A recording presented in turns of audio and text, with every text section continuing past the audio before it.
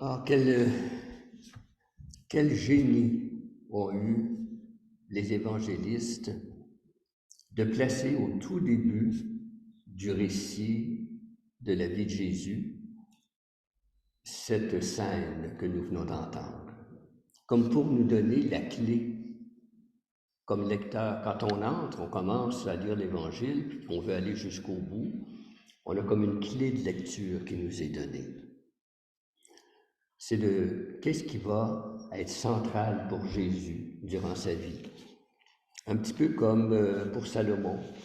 Qu'est-ce qui va être central au début de sa vie? C'est le récit qu'on a entendu précédemment.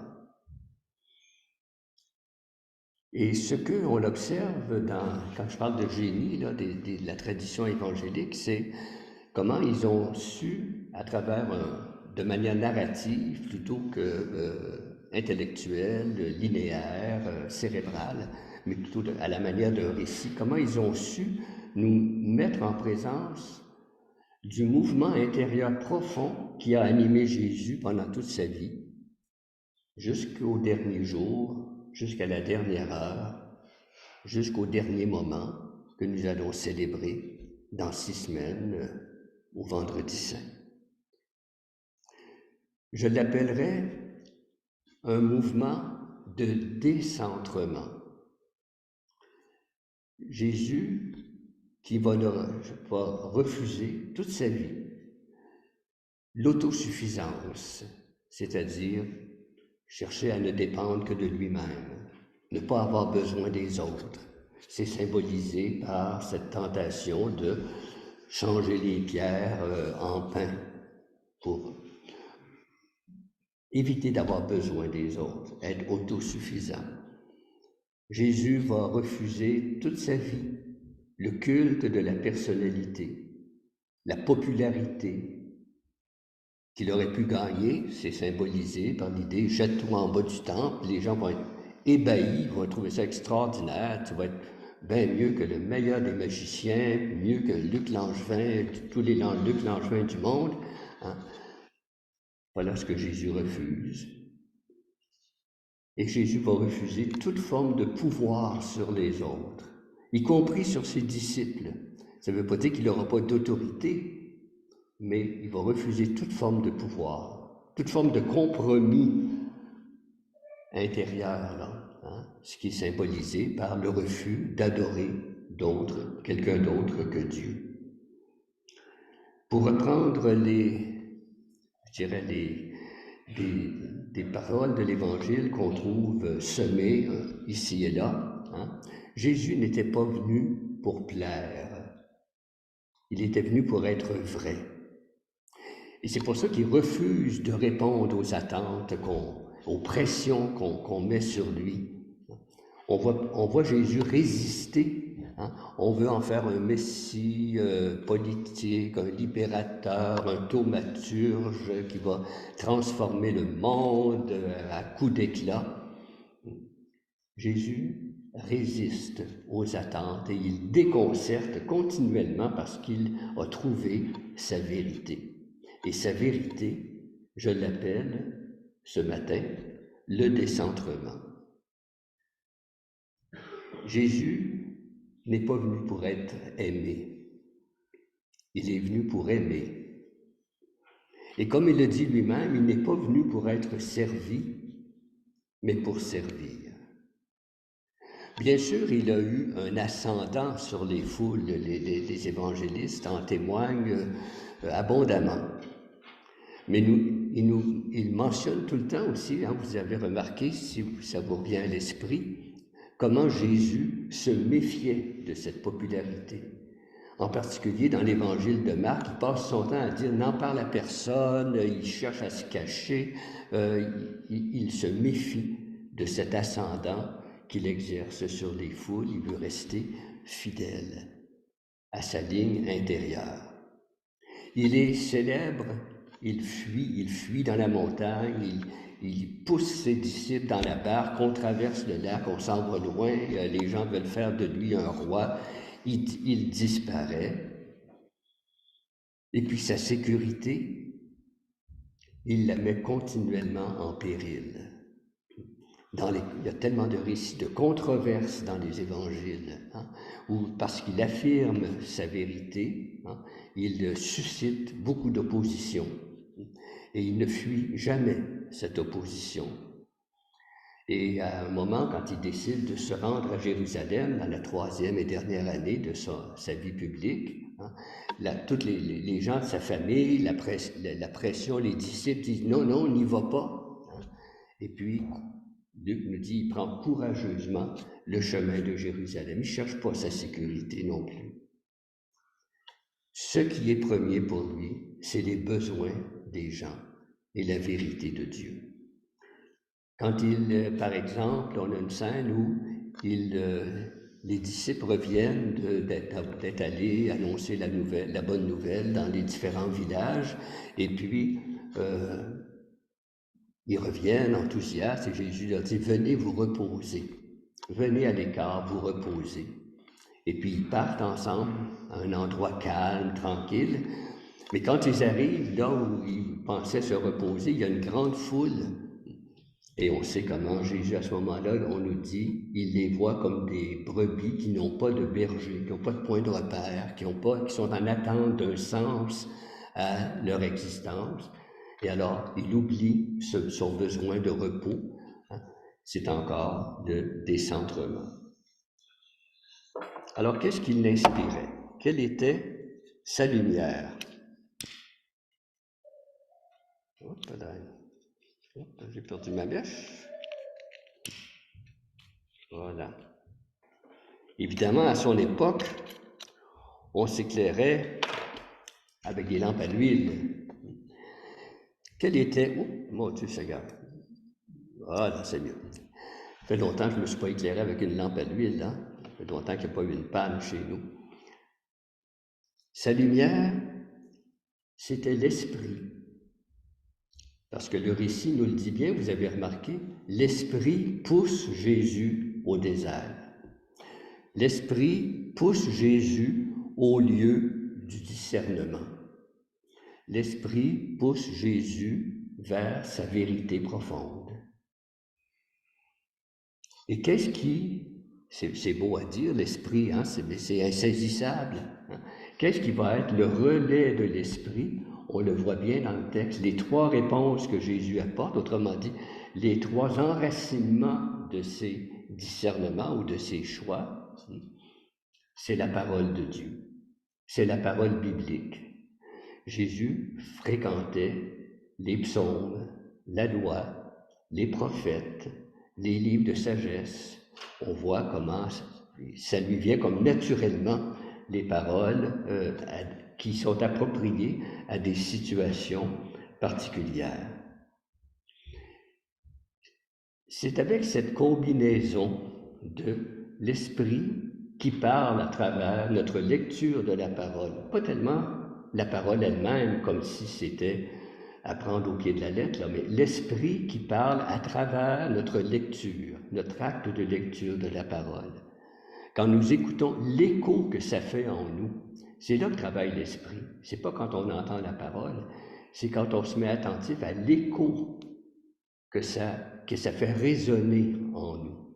Voilà ce qui a guidé Jésus, me semble-t-il, et que le récit de la tentation, qu'on appelle de la tentation, mais que j'aimerais mieux appeler récit des discernements de Jésus. Parce que quand j'appelle ça le récit de la tentation de Jésus, je donne le beau rôle au Satan, c'est lui qui tente. Tandis que si on appelait le récit des discernements de Jésus, il me semble qu'on irait davantage au cœur de la scène que nous méditons ce matin. Animé par l'Esprit, Jésus agit d'une certaine façon. Et pour le dire, je vais reprendre justement des mots d'une poésie qui est utilisée depuis des siècles dans plusieurs églises chrétiennes à l'occasion de la Pentecôte, la fête de l'Esprit, du don de l'Esprit de Dieu dans nos cœurs. Ce que Jésus fait, qu'est-ce qu'il fait Jésus? Il purifie ce qui est souillé. Qu'est-ce qu'il fait Jésus? Il baigne ce qui est aride. Qu'est-ce qu'il fait, Jésus? Il guérit ce qui est blessé. Qu'est-ce qu'il fait, Jésus? Il assouplit ce qui est rigide. Qu'est-ce qu'il fait, Jésus? Ou l'Esprit, à travers Jésus, il apporte de la chaleur là où c'est froid. Qu'est-ce qu'il fait, Jésus? Il rectifie, il rend droit ce qui est faussé, ce qui est crochu. Voilà ce que fait l'Esprit à travers les choix de Jésus.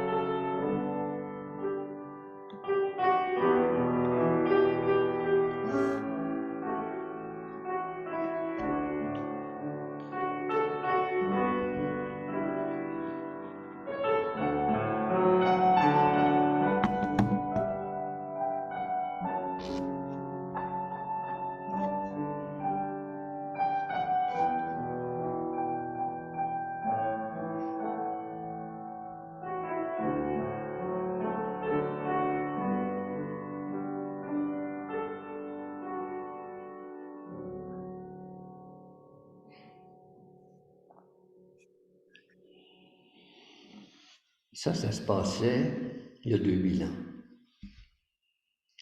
Nous vivons en 2023. Et cette période de préparation à Pâques va être pour nous un temps, si nous le voulons bien, bien sûr, un temps de discernement, notre discernement.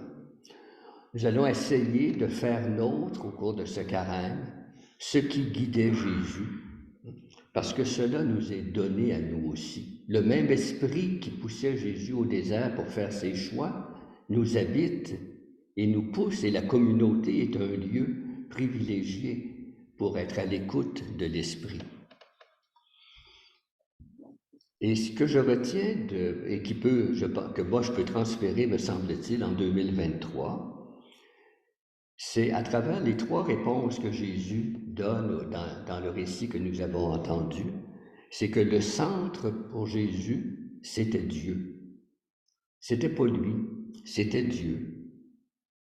Il s'agit de recevoir sa parole. On ne vit pas seulement de pain, mais de toute parole qui sort de la bouche de Dieu. Il s'agit de ne pas douter, de ne pas tenter Dieu, c'est-à-dire douter de lui.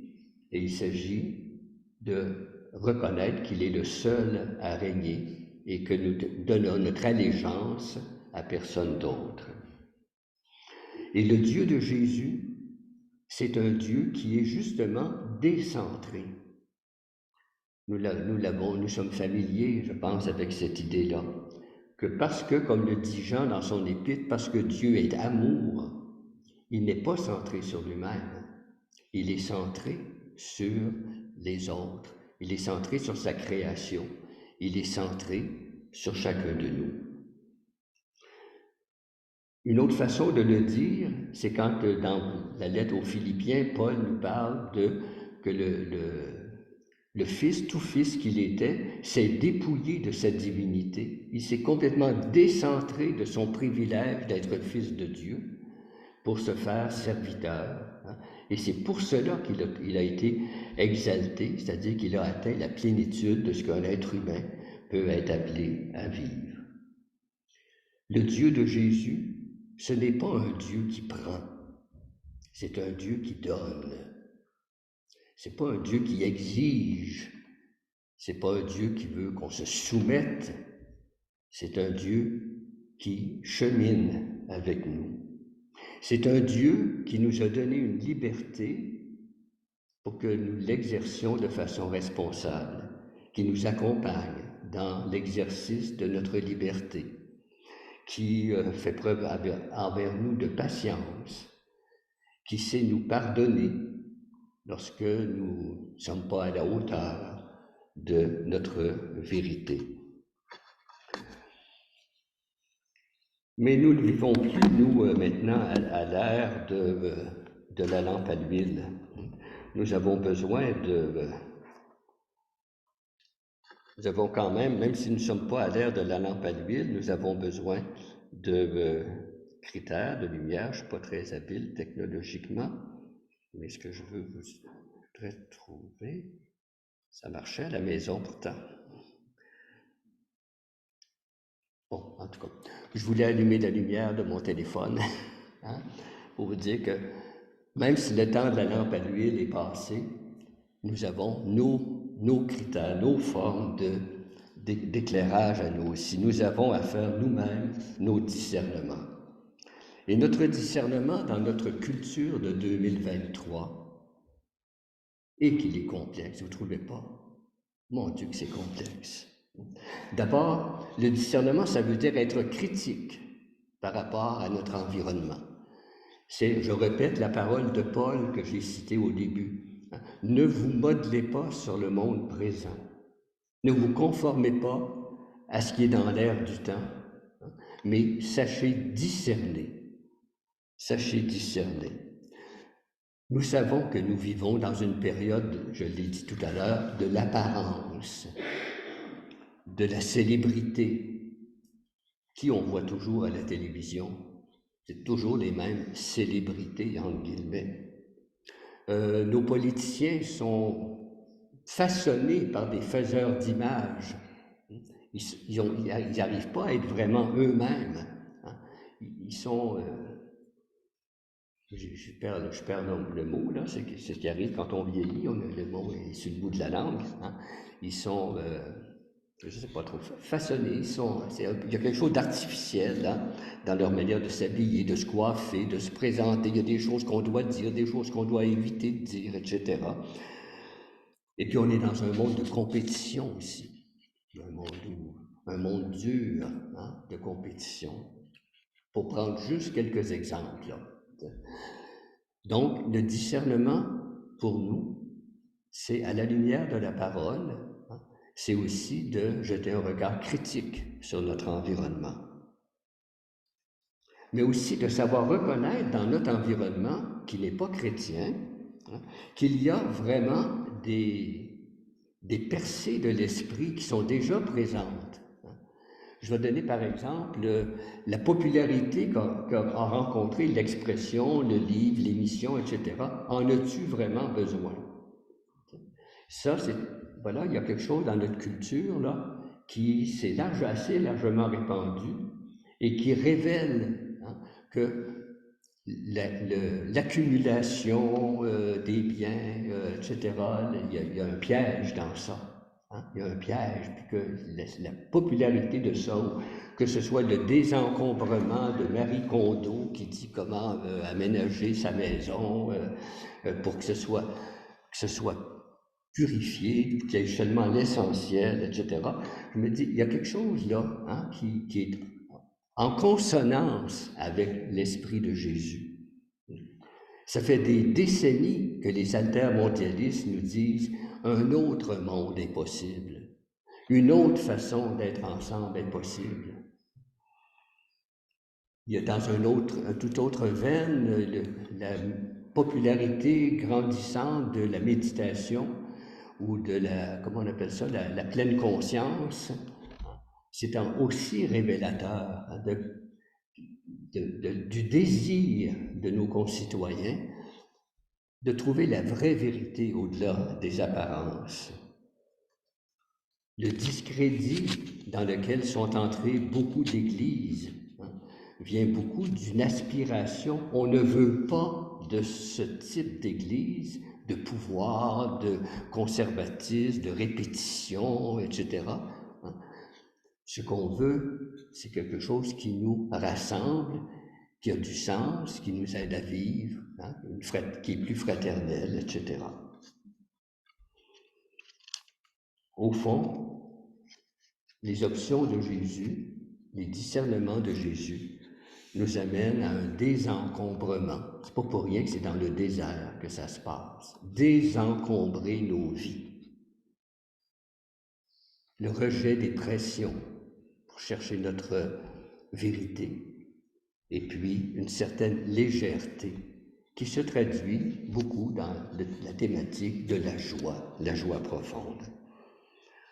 Alors, nous allons demander à Dieu de nous donner sa lumière au cours de cette journée, au cours de ce carême qui débute. Le premier acte de Dieu dans la Bible, c'est de faire apparaître la lumière dans le chaos.